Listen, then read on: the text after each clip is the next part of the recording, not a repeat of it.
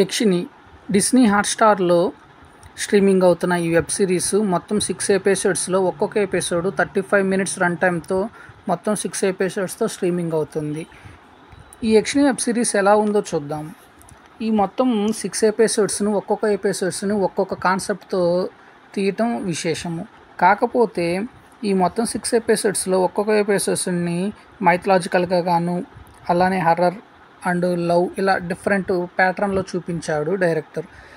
అసలు స్టార్టింగ్‌లో మైథలాజికల్ కాన్సెప్ట్‌తో వచ్చిన ఈ యక్షిని ఎలా ఉందంటే ప్రొడక్షన్ వాల్యూతో మంచి విజువల్ వండర్స్ చూపించాడు.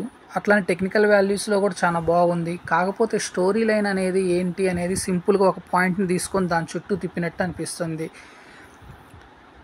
అలంకాపూర్ అనే ప్రాంతంలో కాలం నాటిలో నుంచి శాపగ్రస్తురాలు అయిన మంచులక్ష్మి 100 మంది యువకులను వశపరుచుకున్నాకే మళ్ళీ అలంకాపూర్ అనే గ్రామంలో అదే ప్రాంతంలోకి వెళ్తుంది అనేది సింపుల్ కాన్సెప్ట్. చివరికి ఏమైంది? 100 మందిని వశపరుచుకుందా లేదా? ఆ 100 మందిని ఎలా వశపరుచుకున్నది అనేది కాన్సెప్ట్ని బేస్ చేసుకొని ఈ యక్షిని 6 ఎపిసోడ్స్ ప్లాన్ చేశాడు. ఒక్కొక్క ఎపిసోడ్స్ని ఒక దాంట్లో హర్రర్ గాను, ఒక దాంట్లో లవ్, అలానే ఒక దానిలో మైథలాజికల్గా చూపించినప్పటికీ ఎక్కడ హర్రర్ అంటే భయపెట్టాలి, ఎక్కడ భయపెట్టిన సన్నివేశాలు మటుకు ఏం కానరావు. లవ్ చూస్తే ఇది లవ్వా అని అనిపించేలా ఉంటుంది. బేసిక్గా లవ్ కాన్సెప్ట్ అంటేనే హత్తుకునేలా ఉండాలి. అలాంటి సన్నివేశాలు కూడా ఏమి ఉండవు. ఇకపోతే మైథలాజికల్గా అంటే సమ్ బెటర్ అనిపిస్తుంది.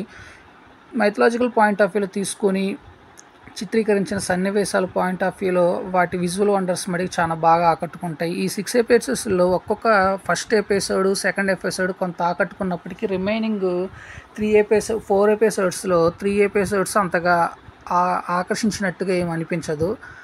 ఫైనల్ ఎపిసోడ్లో కొంత మంచులక్ష్మి యాక్టింగ్కి కొంత బాగుందని చెప్పాలి. ఇకపోతే ఈ ఓవరాల్ ఎపిసోడ్ మొత్తం 6 ఎపిసోడ్స్లో యాక్టింగ్ పాయింట్ ఆఫ్ వ్యూలో వచ్చేసరికి మంచులక్ష్మి యాక్టింగ్ కానీ, తన స్కిల్ కానీ, టాలెంట్ కానీ చాలా ఒప్పుకోవాలి.